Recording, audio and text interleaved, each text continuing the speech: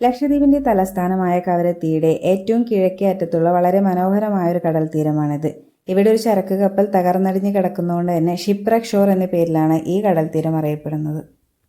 നന്ദ അപരാജിത എന്ന പേരിൽ അറിയപ്പെടുന്ന സിമന്റുമായി വന്ന ഈ കാർഗോ ഷിപ്പ് മോശം കാലാവസ്ഥയെ തുടർന്ന് 2010 ഈ പാറക്കെട്ടുകളിൽ ഇടിച്ച് തകരുകയായിരുന്നു.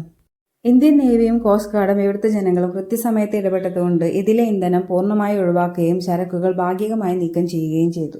ഈ ഷിപ്പ് ഇപ്പോൾ ലക്ഷദ്വീപിൽ വരുന്നവർക്ക് ഷിപ്രക് എന്ന പേരിൽ അറിയപ്പെടുന്ന ഒരു ടൂറിസ്റ്റ് സ്പോട്ടായി മാറിയിരിക്കുകയാണ്.